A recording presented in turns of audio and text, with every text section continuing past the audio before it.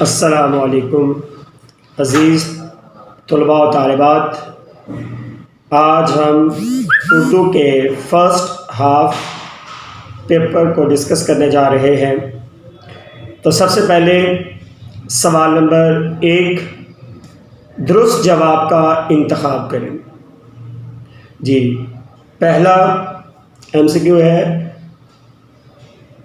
ہشام بن عبد الملک کی وفات پر اولاد ذکور کو کتنی رقم وراثت میں ملی؟ 1 1 کروڑ 10 لاکھ، 2 2 کروڑ 10 لاکھ، 3 3 کروڑ 10 لاکھ اور 4 کوئی نہیں۔ تو اس میں آپ کا جو آپشن الف ہے وہ بالکل صحیح ہے، 1 کروڑ 10 لاکھ۔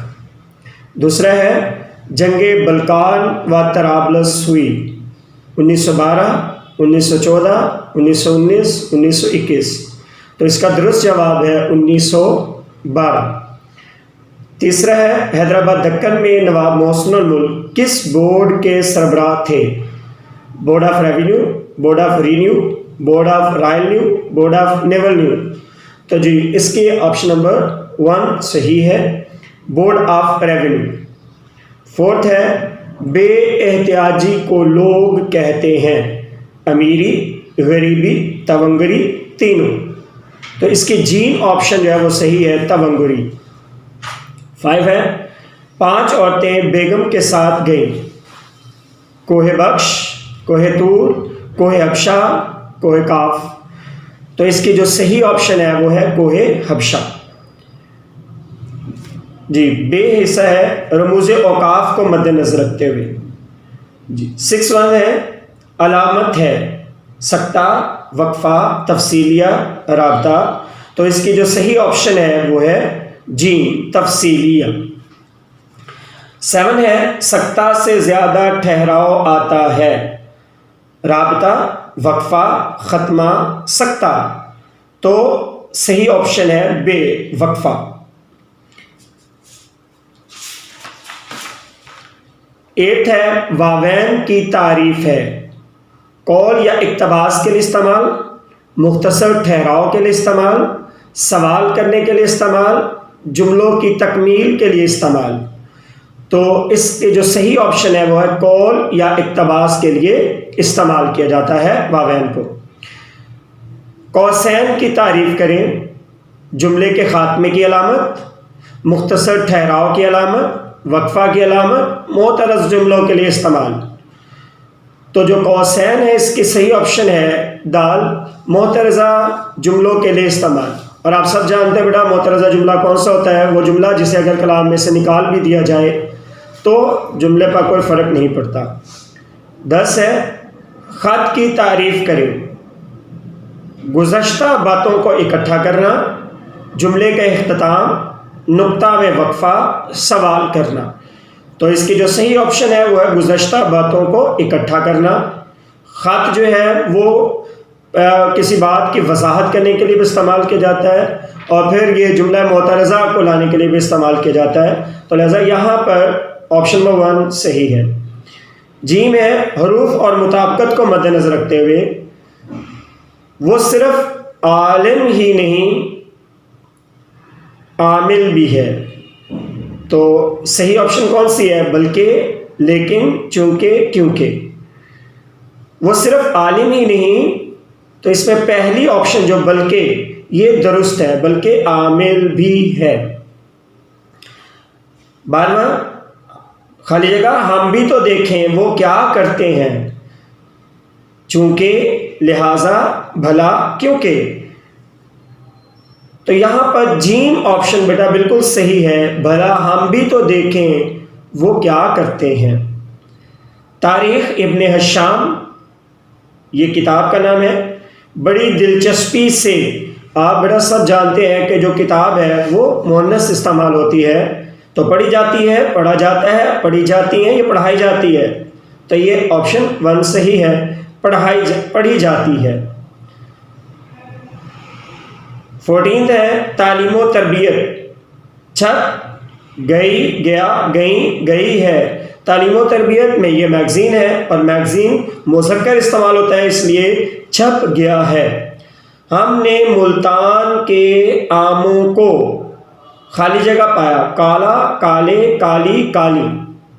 عزیز طلباء و طالبات یہ بات ہمیشہ ذہن رکھیے گا، جب بھی یہ حرف کو آ جاتا ہے تو اس کے بعد ہمیشہ جو لفظ بھی آئے گا وہ ہمیشہ واحد استعمال ہوتا ہے۔ تو آموں کو کالا پایا۔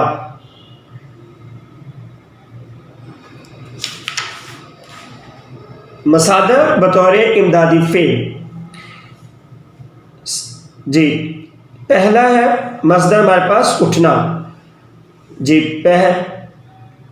پہلی آپشن ہے وہ یہاں سے اٹھا، بی آپشن ہے اس نے بوجھ اٹھایا، جیم آپشن ہے اٹھتے ہی گر گیا، دال آپشن ہے جاگ اٹھا ہے سارا وطن۔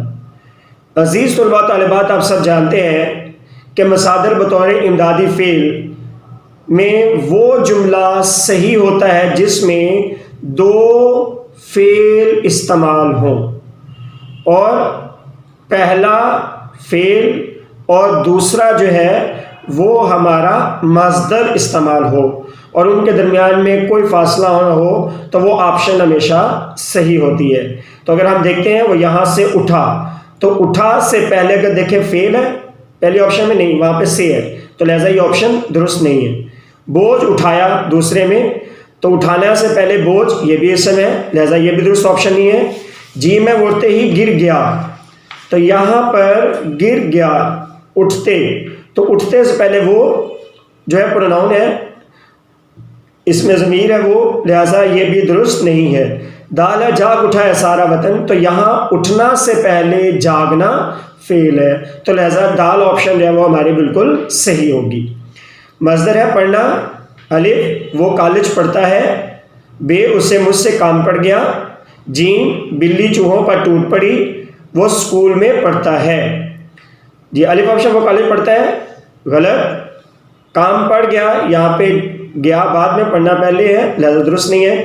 بلی چوہوں پر ٹوٹ پڑی، تو صحیح آپشن جو ہے وہ جیم ہے، کیونکہ یہاں پڑھنا سے پہلے ٹوٹنا فعل استعمال ہوا ہے۔ چکنا اس کا حساب چکا دو، بی آپشن ہے وہ کھانا کھا چکا ہے، جیم آپشن ہے اسے کھانا چکنا ہے، دال آپشن ہے دہی کو چکھنا۔ تو بیٹا اس میں جو بے آپشن ہے وہ بالکل آپ کی صحیح ہے، وہ کھانا کھا چکا ہے، کیونکہ یہاں پہ چکنا سے پہلے کھانا فعل آ چکا ہے۔ نیکسٹ ہے سکنا، وہ انگلش بول سکتا ہے، بی آپشن ہے وہ سیکھ لیتا ہے، جیم آپشن ہے تم عربی سیکھتے تھے، دال آپشن ہے اس نے سب کچھ سیکھا۔ تو اس میں بیٹا جو صحیح آپشن ہے وہ ہے الف، وہ انگلش بول سکتا ہے، کیونکہ سکتا سے پہلے بولنا فعل ہے۔ رہنا وہ یہاں رہتا ہے، بی آپشن تم نے یہاں رہنا ہے، جیم تم وہی رہنا، دال یہ جگہ رہنے کی نہیں ہے۔ عزیز طلباء و طالبات اگر آپ اس میں دیکھیں تو اس میں کوئی بھی آپشن ایسی نہیں ہے جہاں پر رہنا مصدر سے پہلے کوئی فعل ہو، تو لہذا یہ چاروں کے چاروں آپشن ہی یہاں پر صحیح نہیں ہے۔ اب آتے ہیں ہم اپنے سوال نمبر 2 کی طرف۔ سوال نمبر 2 جو ہے وہ ہے درج ذیل اشعار کی تشریح کریں، نیز شاعر کا نام اور نظم کا عنوان بھی لکھیں۔ جی تو سوال جو اشعار ہے وہ یہ بیٹا، سراپائے معصیت میں ہوں، سراپائے مغفرت وہ ہے، خطا کوشی روش میری، خطا پوشی ہے کام اس کا۔ دوسرا شعر ہے میری افتادگی بھی میرے حق میں اس کی رحمت تھی، کہ گرتے گرتے بھی میں نے لیا دامن ہے تھام اس کا۔ سب سے پہلے ہم شاعر کا نام بتائیں گے۔ شاعر کا نام ہے بیٹا مولانا ظفر علی خان، جبکہ نظم کا عنوان ہے حمد۔ جی پہلا شعر ہے اس کا، سراپائے معصیت میں ہوں، سراپائے مغفرت وہ ہے، خطا کوشی روش میری، خطا پوشی ہے کام اس کا۔ سراپا سر سے لے کر پاؤں تک، معصیت نافرمان، مغفرت بخشنے والا، خطا کوشی خطا کرنا غلطی کرنا، لغزش کا شکار ہونا، روش عادت سرشت فطرت، خطا پوشی، عیب پوشی کرنا، خطاؤں کو چھپانا، معاف کر دینا. اس کا بڑا مفہوم یہ ہے کہ میری ذات گناہوں سے آلودہ ہے جبکہ اللہ غفور الرحیم ہے. خطا کرنا انسان کی عادت جبکہ عیب چھپانا اللہ کی صفت ہے. عزیز طلباء و طالبات، مولانا ظفر علی خان اس تشریح طلب شعر میں انسانوں کے گناہوں کے مقابلہ میں اللہ تعالیٰ کی شان مغفرت اور رحمت کا بیان کر رہے ہیں کہ انسان کیسا ہی کیوں نہیں ہے، چونکہ وہ آگ، پانی، مٹی سے بنا ہے، یہ ہو ہی نہیں سکتا کہ اس کے اندر خطا، لغزش یا گناہ کا عنصر نہ ہو. لہذا انسان خطا کرتا ہے، انسان غلطی کرتا ہے، انسان کے گناہ بہت زیادہ ہو سکتے ہیں، لیکن شاعر کے مطابق انسان کے گناہ چاہے جتنے بھی ہوں، لیکن اللہ کی شان رحمت انسان کے ان تمام گناہوں پر بھی محیط ہے، کیونکہ وہ خود قرآن میں فرماتا ہے کہ رحمتی واسع کل شیء، کہ میری رحمت ہر چیز سے وسیع ہے. لہذا انسان کو اپنے گناہوں کی طرف نہیں بلکہ اللہ کی رحمت کی طرف دیکھنا چاہیے. جیسے بقول شاعر، نہ کہیں جہاں میں اماں ملی، جو اماں ملی تو کہاں ملی. نہ کہیں جہاں میں اماں ملی، جو اماں ملی تو کہاں ملی. میرے جرم خانہ خراب کو تیرے عفو بندہ نواز میں. اور یہ اللہ ہی کی رحمت ہے جو انسان کے دامن کو تھام لیتی ہے. جیسے بقول شاعر، باوجود ہی کہ پر ہوئی سیاہ سے تیری رحمت کا پھر بھی ہے سودا. تو اللہ تعالیٰ کی ذات ستار العیوب بھی ہے اور غفار الذنوب بھی ہے. لہٰذا انسان خطا کرتا رہتا ہے اور وہ اسے معاف فرماتا رہتا ہے. دوسرا شعر ہے، میری افتادگی بھی میرے حق میں اس کی رحمت تھی کہ گرتے گرتے بھی میں نے لیا دامن ہے تھام اس کا. جی سب سے پہلے میننگز: افتادگی، بے بسی، لاچارگی، عاجزی، انکساری. اس کا مفہوم، میری عاجزی میرے لیے اللہ تعالیٰ کی رحمت تھی کیونکہ میں نے ہمیشہ اس کے دامن کو تھامے رکھا. مولانا ظفر علی خان افتادگی، عاجزی اور انکساری کو رحمت الہی اور قدرت الہی کا انعام قرار دے رہے ہیں، کیونکہ اللہ تعالیٰ کی ذات کو تکبر پسند نہیں ہے، اور اگر اسے کوئی چیز پسند ہے تو وہ عاجزی اور انکساری ہے. اور اللہ تعالیٰ نے اپنے بندوں کی قرآن میں پہچان بھی یہی بتلائی ہے کہ عباد الرحمن الذین یمشون فی الارض ہونا، کہ رحمان کے بندے وہ ہیں جو زمین پر عاجزی اور انکساری سے چلتے ہیں. لہذا اللہ کی رحمت انہی لوگوں کے دامن کو آ کے تھامتی ہے کہ جو اللہ کے سامنے جھک جاتے ہیں، کیونکہ موتی سمجھ کر شان کریمی نے چن لیے قطرے جو تھے میری ارک انفعال کے. کیونکہ ارک انفعال وہ اسی صورت رب کی بارگاہ بنتے ہیں جب وہ آنکھوں سے بہتے ہیں، اور جب تک وہ آنکھوں سے بہتے نہیں ہیں اس وقت تک وہ ارک انفعال نہیں بنتے. اور اسی کیفیت کو کسی دوسرے شاعر نے یہ بیان کیا ہے، میری بے کسی کا عالم ہے میرے لیے مبارک کہ ہمیشہ گرتے گرتے تیرا آسرا لیا ہے.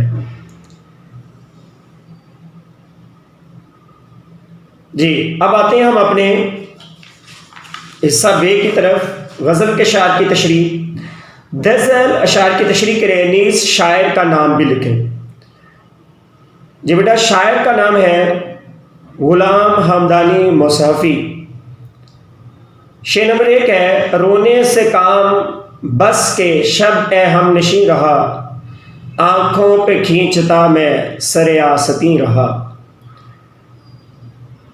بس کے مختصر یہ کہ شب رات ہم نشیں ساتھ بیٹھنے والے، اے میرے دوست، اے میرے ہم نشیں، آنکھوں پہ کھینچتا میں سر آستیں رہا۔ سر آستین کا کونا بیٹا، سب سے پہلے ہم اس کا مفہوم دیکھیں گے۔ اس کا مفہوم بیٹا یہ ہے، اے میرے دوست، میرا کام بس ساری رات رونا ہے، اس لیے آنکھیں پونجنے کے لیے اپنی آستین کا کونا مسلسل آگے کھینچتا رہتا ہوں۔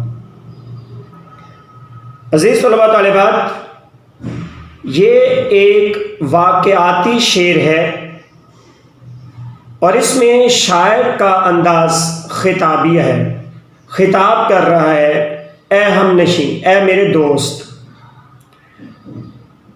اور اس شعر میں شاعر نہ صرف اپنی قلبی واردات کا اظہار انتہائی دلکشی پیرائے میں بیان کرتا ہے، بلکہ اس کے ساتھ ساتھ محبوب کی بے اعتنائی، اس کا ظلم و ستم اور اس کے ہجر میں جو کیفیت غم ہے، جو کیفیت دکھ ہے، اس کا اظہار کر رہا ہے کہ جب انسان اپنے محبوب کے وصال میں ہوتا ہے تو اسے کسی بھی طرح کا کوئی غم دکھ نہیں ہوتا، بلکہ اس کا دامن خوشیوں سے مزین ہوتا ہے۔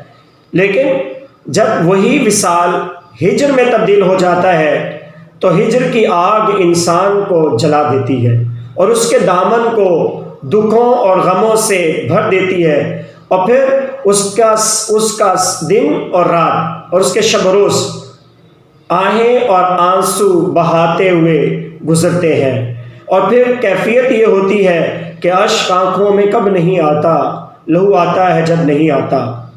اور کسی عاشق سے جب کسی نے پوچھا کہ تمہاری راتیں کیسے گزرتی ہیں، تو اس نے بڑے خوبصورت انداز میں بیان کیا، کیا پوچھتے ہو عاشق راتوں کو کیا کرے ہے، گاہے دعا کرے ہے، گاہے بکا کرے ہے۔ اور جب انسان اس غم کو حاصل کر لیتا ہے، پھر کسی اور غم کو لانے کی ضرورت نہیں رہتی، یہی غم کافی ہوتا ہے۔ جیسے بقول شاعر، زمانے بھر کے غم یا ایک تیرا غم، یہ غم ہوگا تو کتنے غم نہ ہوں گے۔ تو لہٰذا وہ کہتا ہے، میرے دوست مجھ سے کیا پوچھتے ہو، میں تو ساری رات ہجر کی آگ میں جلتا رہتا ہوں اور میری آنکھوں سے آنسو بہتے رہتے ہیں اور میں ان آنسوؤں کو اپنے ہاتھوں سے صاف کرتا رہتا ہوں۔ دوسرا شعر ہے، نازک مزاج تھا میں بہت اس چمن کے بیچ، جب تک رہا تو خندہ گل سے ہنسی رہا۔ الفاظ میں نازک مزاج، چڑچڑا، حساس، بات بات پر غصے میں آ جانے والا، اس چمن کے بیچ، چمن باغ، لیکن یہاں پر یہ استعارہ ہے اور اس سے مراد ہے باغ دنیا، بیچ درمیان، جب تک رہا تو خندہ گل سے، خندہ کہتے ہیں مسکرانا، کھلنا، گل پھول کا کھلنا، حزین رہا، افسردہ رہا، غمگین رہا۔ مفہوم، میں اس باغ دنیا میں رہتے رہتے انتہائی چڑچڑا ہو گیا ہوں، یہاں تک کہ اب پھول کا کھلنا بھی مجھے غمگین کر دیتا ہے۔ عزیز طلباء طالبات، تشریح طلب شعر انسانی فطرت اور انسانی نفسیات کا آئینہ دار ہے، کیونکہ جب انسان غم جانا، غم دورہ، غم روزگار میں گھل رہا ہو تو اسے دنیا کی رنگینیوں اور رعنائیوں میں کوئی دلچسپی نہیں رہتی، اور یہی چیز اس کو بے انتہا حساس، چڑچڑا اور نازک مزاج بنا دیتی ہے۔ وہ اتنا نازک مزاج ہو جاتا ہے یہاں تک کہ پھول کا کھلنا ایک فطری امر ہے، تو لہٰذا جب باغ میں کوئی پھول کھلتا ہے تو اس کو وہ پھول کا کھلنا بھی اچھا نہیں لگتا۔ اسی طرح وہ انسان جس کی زندگی میں مسلسل ناکامیاں، مسلسل دکھ، مسلسل محرومیاں اور مسلسل اس کی زندگی کے اندر دکھوں کی روانی ہو، تو جب وہ کسی ایسے انسان کو دیکھتا ہے کہ جس کی زندگی میں خوشیاں ہوں، مسرتیں ہوں، شادمانیاں ہوں، تو وہ غمزدہ اور دکھی ہو جاتا ہے، اور پھر کیفیت اس کی یوں ہوتی ہے کہ ہنستے جو دیکھتے ہیں کسی کو کسی سے ہم، منہ دیکھ دیکھ روتے ہیں کس بے کسی سے ہم، اور گلے آپس میں جب ملتے ہیں دو بچھڑے ہوئے ساتھی، عدم ہم بے سہاروں کو بڑی تکلیف ہوتی ہے۔ جی، اس کے بعد ہے ہمارا شعر نمبر 3، ہمدم جو دیکھتا ہوں تو پہلو میں دل نہیں، بیٹھا تھا اس کے پاس میرا دل وہیں رہا۔ ہمدم دوست، پہلو دامن۔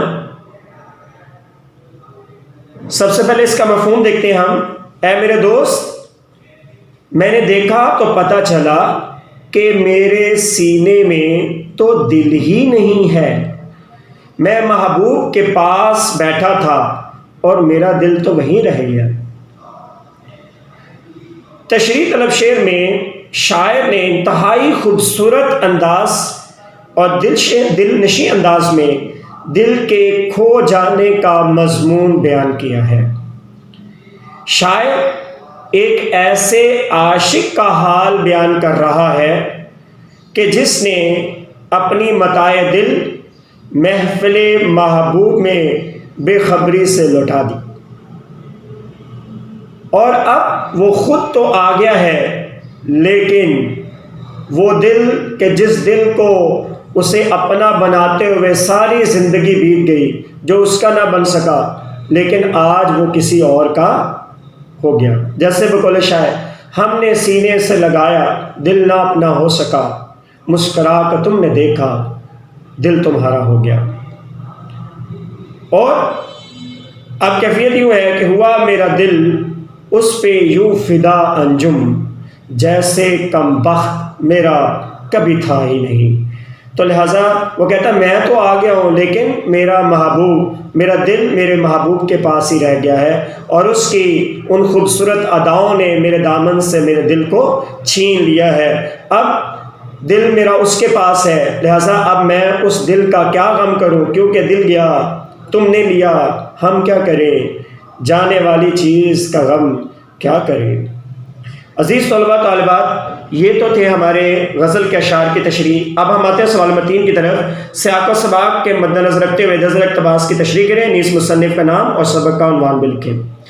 جی، یہ جو تشریح طلب عبارت ہے بیٹا، یہ آپ کی نواب محسن الملک سے لی گئی ہے، اور اس کے جو مصنف ہیں وہ ہیں مولوی عبدالحق، اور مولوی عبدالحق ہیں، اور یہ جو صنف ادب کے لحاظ سے یہ شخصی خاکہ ہے، جبکہ یہ ماخذ جو ہے یہ چند ہم اثر سے۔ اب اس تشریح طلب شعر میں سب سے پہلے ہم اس کا سیاق و سباق لکھیں گے، جو کہ 8 سے 12 لائنوں پر مشتمل ہوگا، اور اس عبارت کے اندر جو سیاق و سباق کی عبارت ہے وہ 8 سے 12 لائنوں میں تو آپ نے لکھنا ہے، لیکن اس کے اندر آپ نے یہ لائن ضرور لکھنی ہے کہ جو تشریح طلب اقتباس ہے وہ سبق کے کس حصہ سے لی گئی ہے، ابتدا سے، وسط سے یا انتہا سے۔ اور تشریح میں اگر آ جائیں تو اس میں سب سے جو بنیادی نقطہ جو اس کے اندر بیان کیا گیا ہے وہ ہے نواب محسن الملک کے پیدا ہونے کے زمانے کے وقت مسلمانوں کا جو جذبات تھے وہ کس طرف ان کا بہت زیادہ جھکاؤ تھا۔ تو اس وقت سارے کا سارا معاشرہ جو ہے وہ مذہبی جذبہ سے سرشار تھا۔ اس کی بنیادی وجہ یہ تھی کہ مسلمان مکمل طور پر مایوسی کا شکار ہو چکے تھے، کیونکہ 1857 عیسوی کے جنگ آزادی کے بعد مسلمانوں کے لیے ان کی تعلیم کے دروازے، ان کے مدارس کے دروازے، ان کے مساجد کے دروازے سارے بند ہو چکے تھے، ان کے گھر بار سارے مسمار ہو کر دی گئے تھے، ان کی زمینیں، جاگیریں، جائیدادیں ساری چھین لی گئی تھی، مسلمانوں سے مسلمانوں کے گھر چھین لیے گئے تھے، انہیں جلا وطن کر دیا گیا تھا، ان کی جان کو ان سے چھینا جا رہا تھا، قتل عام ہو رہا تھا، مسلمانوں کی عورتوں کی عصمت دری کی جا رہی تھی۔ تو لہٰذا وہ حالات تھے کہ کوئی بھی دروازہ ایسا نہیں تھا کہ جو دروازہ مسلمانوں کے لیے کھلا ہو، تو لہٰذا ایک ہی دروازہ جس کو ان کے لیے کھلا تھا، اور وہ دروازہ صرف اللہ ہی کا تھا۔ اور جب انسان ہر دروازے سے مایوس ہو جاتا ہے تو پھر اس کو پتہ چلتا ہے کہ ایک دروازہ ایسا ہے جو کبھی بند نہیں ہو سکتا، وہ اللہ کا ہے۔ اس لیے اس وقت چونکہ ہر دروازہ بند تھا، اس لیے مسلمانوں کا جو جذبات تھے وہ مذہب کی طرف بہت زیادہ لگے ہوئے تھے۔ تو لہٰذا ان کے بہت سارے اسباب میں سے ایک سبب یہی تھا۔ لہٰذا آپ اس تشریح کو یوں بیان کریں گے، اور اس طرح کم از کم آپ 2 صفحات کی تشریح کریں گے، اور اس میں آپ ریفرنس لکھ سکتے ہیں، آیات، ایک آدھی آیت کا، حدیث کا، واقعات کا، یا سبق میں سے ہی کوئی ایک آدھ لائن 2 لائنیں آپ اس میں ریفرنس کے طور پر بیان کر سکتے ہیں۔ اس کے بعد سوال نمبر 4، نثری سبق پہلی فتح کا خلاصہ لکھیں، نیز مصنف کا نام بھی لکھیں۔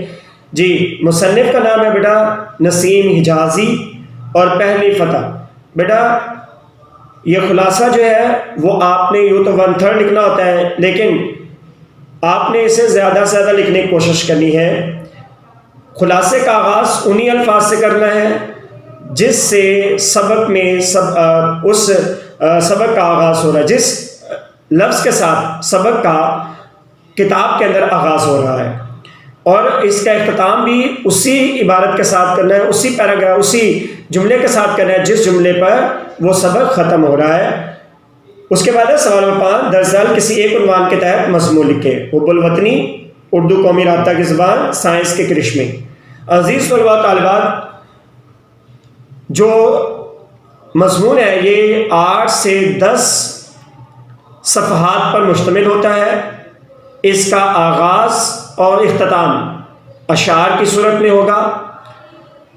پہلی عبارت میں اس کی تمہید، تعارف، جو کہ اس کا آئینہ ہوتا ہے، وہ آپ نے انتہائی خوبصورت انداز میں لکھنا ہے، اور اس کے بعد آپ نے 8 سے 10 صفحات پر مشتمل ان مضامین کو لکھنا ہے، اور ایک پیج پر آپ کے کم از کم 2 ریفرنس لازمی ہونے چاہیے۔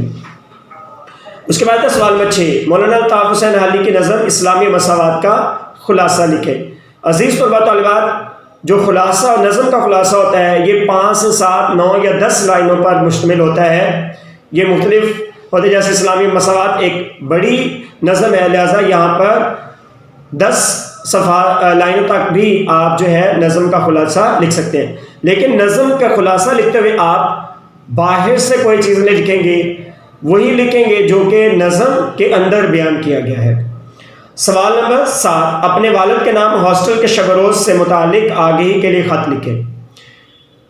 جی، اس کا بیٹا آغاز کریں گے ہم پیج کے انتہائی دائیں سائڈ پر سے سب سے پہلے لکھیں گے امتحانی مرکز، دوسری لائن میں ہم تاریخ لکھیں گے، تیسری لائن میں ہم مخاطب کو لکھیں گے، اور یہ ہم نے کن کو لکھنا ہے؟ والد صاحب کے نام، تو ہم لکھیں گے میرے پیارے والد محترم، یا میرے پیارے ابا جان، یا میرے پیارے ابو جان۔